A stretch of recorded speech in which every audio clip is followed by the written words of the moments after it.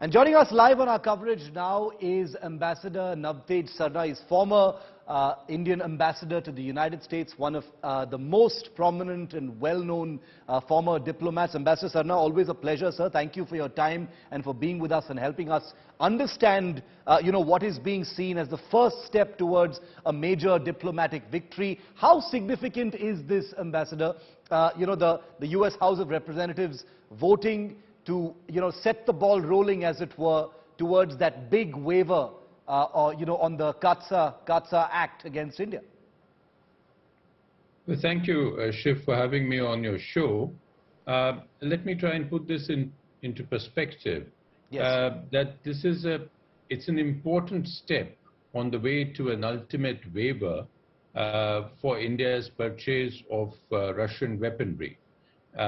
It's not the final waiver, from what I understand. Yes. And how this happens is that there is this, the CAATSA law, which was essentially a law put to impose sanctions on any country which has important strategic or defense engagement with Russia, with Iran, with North Korea.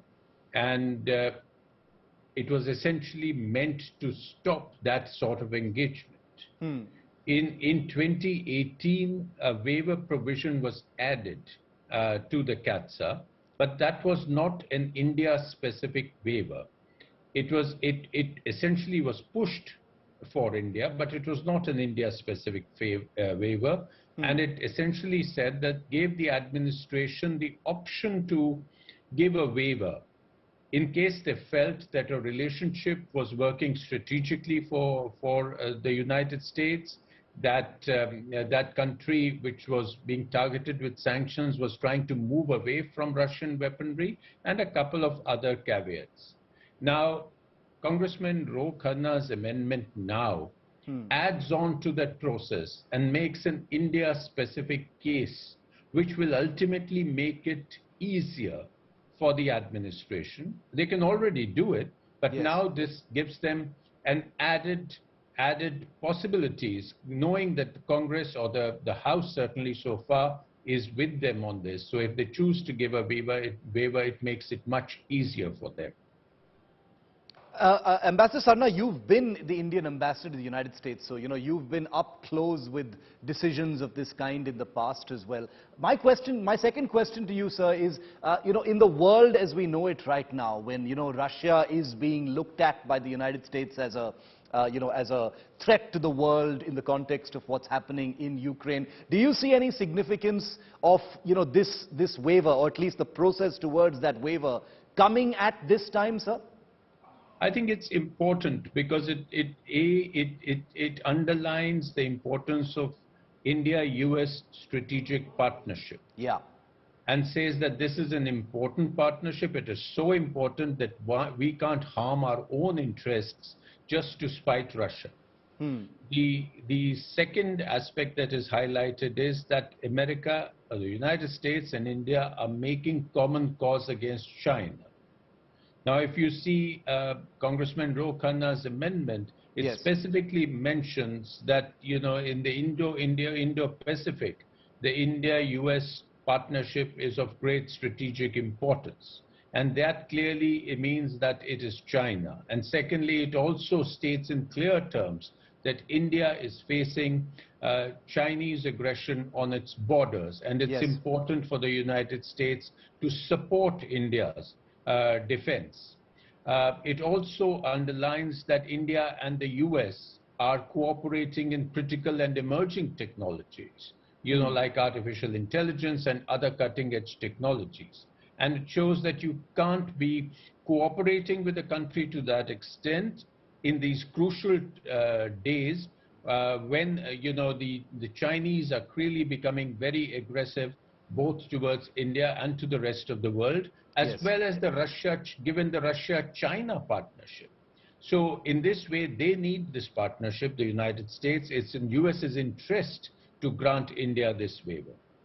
In your view, why has it taken this long, Ambassador? Because, this act, the shadow of these sanctions began under the Trump administration. How would you read the fact that it has taken its time for it to actually reach this place? Because like you said, the India-US relationship is a deep and an expansive relationship. So one wonders why it took so long.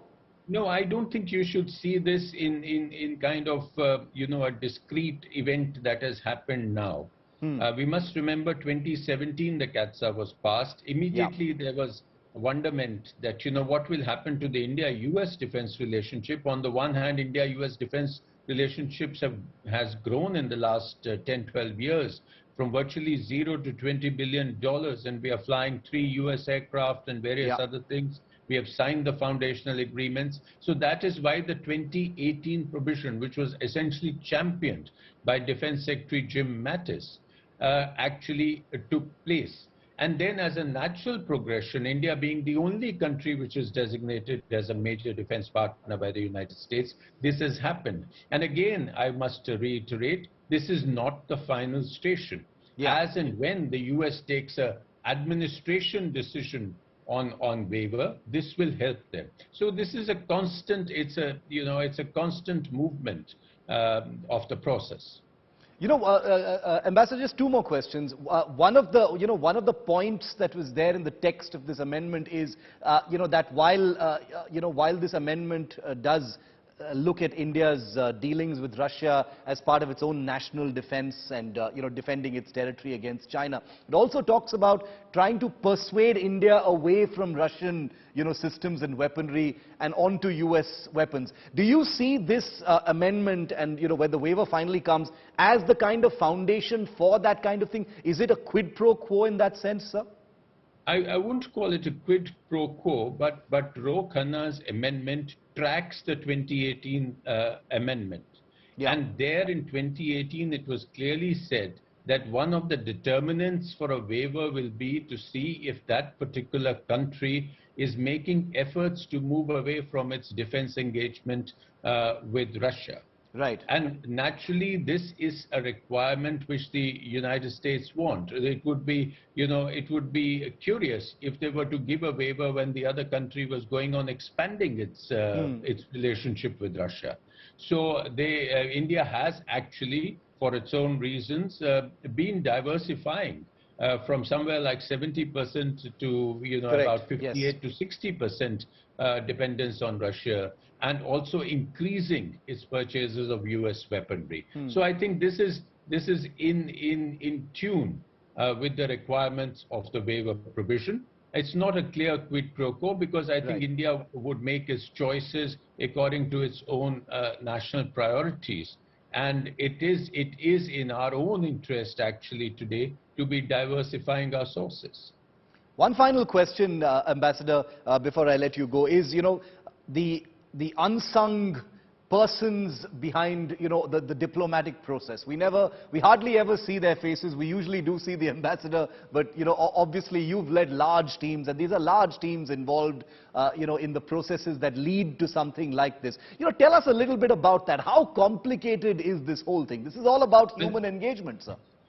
It's very complicated, and I am not aware of the inside story on this particular move, but my broad understanding of the situation is that it is the Indian diaspora, the Indian American diaspora, which is working towards strengthening India-United States partnership. It's grown in strength. It's about 4 million people now, and it's become increasingly mainstream. And you have several people in the Congress, you have them in the local governments, in the state representation, and these people are playing an important role. And of course, our diplomats, our ambassador and his team, which tend to the Congress by constant engagement, by making briefing people, by underlining the India-US story and motivating people to work towards it.